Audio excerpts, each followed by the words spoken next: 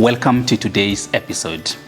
Now, God delivered his people from slavery in Egypt and made a covenant with them. The people, however, broke their covenant with God. In Jeremiah chapter 31, verse 31 to 34, God promised to make a new covenant with his people. In this new covenant, God will write his law in the hearts of the people. He will be their God. They will be God's people, and they will know the Lord. But how will it be possible for people who are by nature sinners to know the Lord and to be his people? This will be possible because God will forgive the iniquity of his people, and he will remember their sin no more, as we see in verse 33 and verse 34. Please look at these verses as I read them. For this is the covenant that I will make with the house of Israel after those days, declares the Lord.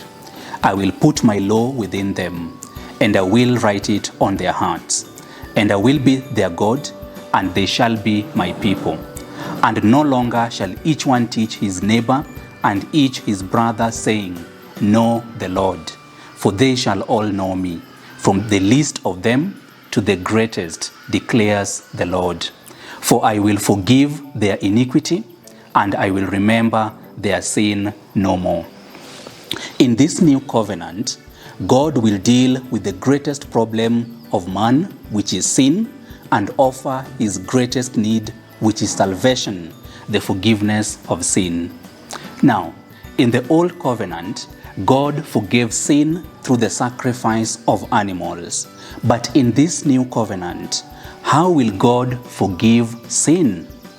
In this new covenant, God will forgive sin once and for all through the sacrificial death of his perfect Son on the cross on behalf of the sinful people.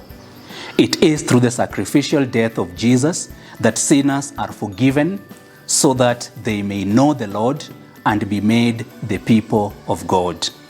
And this Jesus, through whose sacrificial death sinners are forgiven, was born on Christmas.